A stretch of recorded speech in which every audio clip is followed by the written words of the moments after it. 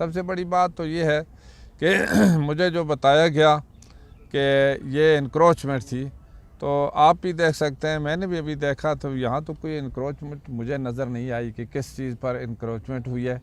और या किसी गवर्नमेंट लैंड पर कब्ज़ा हुआ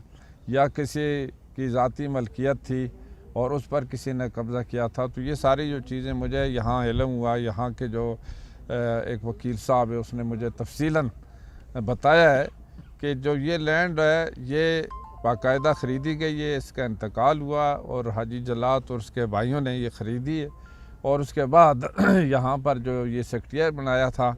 गुजर कम्युनिटी के लोगों ने, जो ज़्यादातर बाहर हैं, मुल्क से बाहर,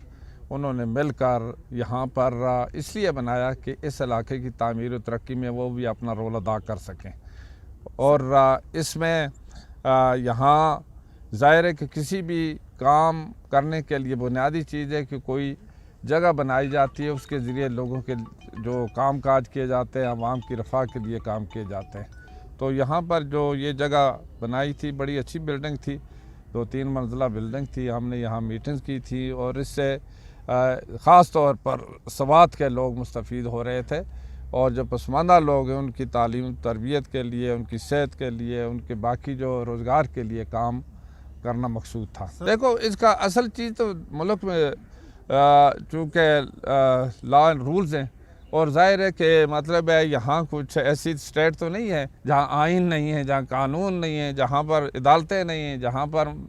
लोगों के हकूक़ का तहफ़्फ़ुज़ नहीं है। आइन किसी भी मुल्क का होता है और स्टेट उसकी उस आइन के तहत काम करती है।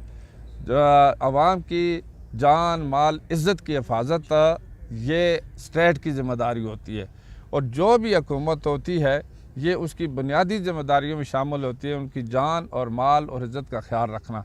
तो इसका हल तो यही है कि देखें, यहाँ पर जो भी हुआ है, जिसने भी जो एक्शन लिया है, अगर आइन के तहत है वो भी वो साबित करे, कानून के तहत है वो साबित करे। अगर उनके उसके मुताबिक नहीं है, जिस किसी ने भी एक्शन लिया उसके ख़िलाफ़ कार्रवाई की जाए, उसके ख़िलाफ़ आइनी कार्रवाई की जाए, कानूनी कार्रवाई की जाए, और जो जितना भी नुकसान हुआ है इसको कंपनसेट किया जाए, उसका मुआवजा दिया जाए। जो परेशानी जिसको हुई है, बिला वजह किसी को जो परेशान किया गया है, तो उसका भी अजाला किया जाए। ये सारी जो चीज़ें ये एक स्टेट की ज़िम्मेदारी बनती हैं, और इसमें इस वक्त तो खैर आपको भी पता है कि मौजूदा जो KPK की गवर्नमेंट है उसके वज़ीर आला इसी ज़िले से ताल्लुक़ रखते हैं, और ज़ाहिर है कि उसको तो सारी चीज़ों का पता होगा, हर लिहाज से पता होना चाहिए, क्योंकि पूरे सूबे का उसको पता होना चाहिए, ना कि मतलब स्वाद का, तो हर लिहाज से पता होना चाहिए, और इस ज़्यादती का अजाला होना चाहिए, हर लिहाज से होना चाहिए। इसकी मुकम्मल इंक्वायरी भी इस लिहाज से होनी चाहिए कि ये जो इस किस्म का जो आर्डर जिसने दिया है वो कौन शख्स और क्यों दिया है और किस वजह से आया, उसके पस मंज़र में क्या बात थी और इसकी नीयत क्या थी, क्या मकासद है। हालांकि आप देख सकते हैं दरिया कितना दूर है, और बाकी सारी चीज़ें जो हैं